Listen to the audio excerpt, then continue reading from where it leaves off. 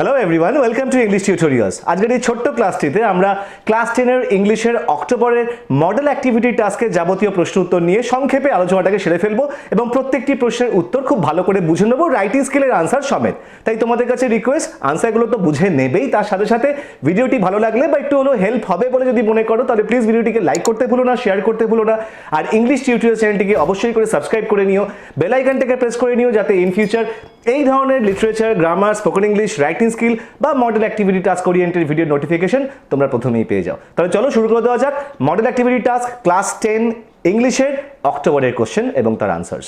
Activity 1-এ কিছু ভার্বকে phrasal verb দিয়ে replace করতে বলা হয়ে রয়েছে। এক্ষেত্রে তোমাদেরকে একটা কথা বলে দিই যে পরীক্ষায় যখন এরকম প্রশ্ন আসবে তখন সেন্টেন্সে যে ভার্বটি যে টেন্সে রয়েছে তোমাকেও কিন্তু ফ্রেজাল ভার্বটি সেই অ্যাকর্ডিংলি ওই একই টেন্সে ব্যবহার করতে হবে। যদি টেন্স চেঞ্জ করে তোমরা ফ্রেজাল ভার্বটি ইউজ করো তাহলে কিন্তু তোমরা পুরো নম্বর পাবে, এবং যদি টেন্স চেঞ্জ না করে ফ্রেজাল ভার্বটিকে ইউজ করো তাহলে কিন্তু একের মধ্যে হাফ পাবে। এনিওয়েজ, প্রথমটি হবে my older brother is in search of a job, অর্থাৎ ইজ ইন সার্চ অফ ছিল, এইখানে হবে লুকিং ফর। 2 নম্বরটায় টলারেট ছিল আন্ডারলাইন্ড অবস্থায়, সেটি হবে পুট আপ উইথ। এবং 3 নম্বর ডিস্ট্রিবিউটেড ছিল আন্ডারলাইন করা, সেক্ষেত্রে হবে গেভ অ্যাওয়ে। দেখো প্রত্যেকটা ফ্রেজাল ভার্ব কিন্তু আমি বাক্যে ভার্বের টেন্সের সাথে কোঅর্ডিনেট করেই কিন্তু ইউজ করেছি। এরপরে তাহলে আমরা অ্যাক্টিভিটি 2-তে চলে যাব এবং অ্যাক্টিভিটি 2-তে কিছু সেন্টেন্সকে জয়েন করতে বলা হয়ে রয়েছে।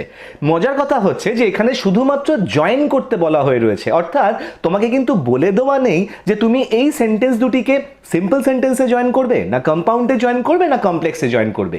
এই রকম পরিস্থিতিতে দুটি বাক্যকে যে কোনো বাক্যে জয়েন করলেই কিন্তু তোমার আনসারটি কারেক্ট হবে, এটা মাথায় রাখবে। তবে আমি তোমাদেরকে রেকমেন্ড করতে চাই যে যখন এরকম সাধারণভাবে জয়েন করতে দেবে চেষ্টা করবে কমপ্লেক্স বা সিম্পল সেন্টেন্সে জয়েন করবার। এনিওয়েজ, প্রথম দুটি বাক্য ছিল study attentively, you will not score high marks. এই দুটি বাক্যকে আমি অ্যাডভার্বিয়াল ক্লজে জয়েন করেছি। প্রথমটি লিখেছি unless you study attentively you will not score high marks, এবং একই জয়েনিং আমি আরেক রকম ভাবেও করেছি, তোমরা যেটা ইচ্ছে ইউজ করতে পারো। সেটা কি করেছি না, এবারেরটা করেছি ইফ দিয়ে। If you do not study attentively you will not score high marks. এই দুটির মধ্যে যেটা ইচ্ছে তোমরা ইউজ করতে পারো। 2 নম্বরে রয়েছে she saw a butterfly she tried to catch ইট।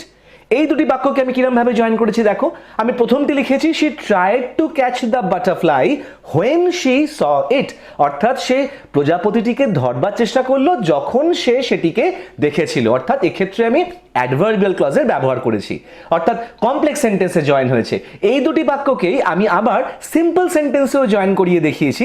সেটা কি হয়েছে না, seeing a butterfly she tried to catch ইট, অর্থাৎ একটি প্রজাপতি দেখে সে সেটিকে ধরবার চেষ্টা করলো। আগেই বলেছিলাম যেহেতু কমপ্লেক্স না সিম্পল কম্পাউন্ড কিছুই বলে দেওয়া নেই, আমরা এই দুটি বাক্যকে আমাদের ইচ্ছে মতন জয়েন করতে পারি। আমি তোমাদের জন্য দুটি অপশন দিলাম, তোমরা যেটা ইচ্ছে ইউজ করতে পারো। 3 নম্বরটি she won a prize I know ইট।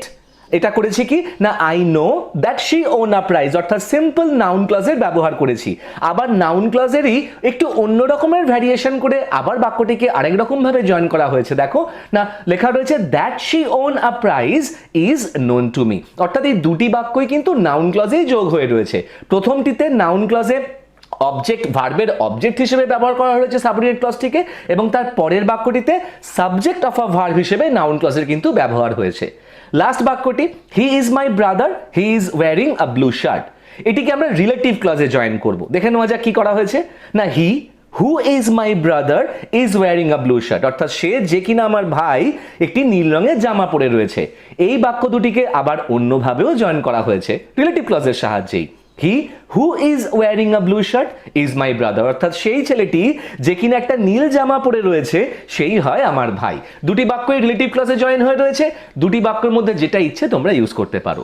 এরপরে অ্যাক্টিভিটি 3-তে আমাকে একটি নোটিশ লিখতে বলা হয়েছে আমাদেরকে, সেখানে কালচারাল সেক্রেটারি হিসেবে আমাদেরকে একটি অনলাইন ডিবেট কম্পিটিশনের উপরে নোটিশ লিখতে বলা হয়েছে ক্লাস 9 এবং 10 এর ছাত্রছাত্রীদের জন্য।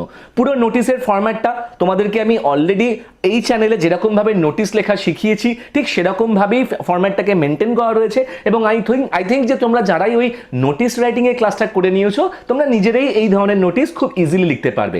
তাও অ্যাজ অ্যান এক্সাম্পল আমি খুব লুসিড খুব সিম্পল ল্যাঙ্গুয়েজে লিখে রেখেছি যাতে তোমরা একটা আইডিয়া পেতে পারো এখান থেকে।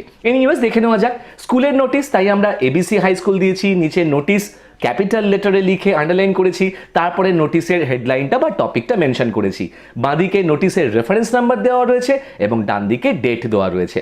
এরপরে it is hereby notified to the students of class 9 and 10 of our institution that an online debate competition has been organized by the cultural club and it is scheduled to be held on 5-10-2021 at 11:30 AM। অর্থাৎ বলা হচ্ছে প্রথম লাইনে, নোটিশের প্রথম লাইনে সবসময় main টপিকটার কথা বলতে হয়, সেই অর্থেই বলা হয়ে রয়েছে যে আমাদের ইনস্টিটিউশনের ক্লাস 9 এবং 10 ছাত্রছাত্রীদেরকে এতর দ্বারা জানানো হচ্ছে যে একটি অনলাইন ডিবেট কম্পিটিশনের আয়োজন করা হয়েছে আমাদের স্কুলের কালচারাল ক্লাবের দ্বারা এবং এই অনলাইন ডিবেট কম্পিটিশনটা নির্ধারিত হয়েছে যে অক্টোবরের 5 তারিখে আয়োজিত হবে সকাল 11:30টার সময়। The motion of the debate is online classes good or bad. অর্থাৎ এই যে ডিবেট কম্পিটিশন বা বিতর্ক প্রতিযোগিতা, এই বিতর্কের বিষয়বস্তুটা কি, না মোশনটা কি, না সেটা হচ্ছে এই যে অনলাইন ক্লাস, এটা ভালো না খারাপ। In this regard, all the students who are willing to participate are asked to send their application mentioning their name, class, section and roll number through email to the official mail ID of the institution, that is abcschool@gmail.com on or before 30/9/2021। অর্থাৎ বলা হচ্ছে যে সেই সমস্ত ছাত্রছাত্রীরা যারা এই প্রতিযোগিতায় অংশগ্রহণ করতে ইচ্ছুক তারা তাদের অ্যাপ্লিকেশন বা আবেদনপত্র যেন পাঠায়, সেই অ্যাপ্লিকেশনে তারা তাদের নাম, ক্লাস, সেকশন এবং রোল নাম্বার যেন অবশ্যই মেনশন করে এবং এই অ্যাপ্লিকেশনটা কি হিসেবে পাঠাতে হবে, না ইমেল করে পাঠাতে হবে স্কুলের বা ইনস্টিটিউশনের অফিসিয়াল মেল আইডিতে। সেই অফিসিয়াল মেল আইডির কথা উল্লেখ রয়েছে abcschool@gmail.com এবং কতদিনের মধ্যে পাঠাতে হবে, না 30শে সেপ্টেম্বরের মধ্যে কিন্তু এই অ্যাপ্লিকেশন পাঠাতে হবে। For all the further details and rules এবং এই কম্পিটিশনে অংশগ্রহণ করবার জন্য আরও বেশি তথ্য বা নিয়মকানুন জানবার জন্য the students are asked to contact the undersigned. ছাত্রছাত্রীদেরকে বলা হচ্ছে যেন তারা নিম্নলিখিত ব্যক্তির সঙ্গে দেখা করে বা সাক্ষাৎ করে। Cooperation from all is highly সলিসিটেড to make the event successful. সকলের কাছ থেকে কোঅপারেশন চাওয়া হচ্ছে যাতে এই ইভেন্টটাকে সাকসেসফুল করা যায়।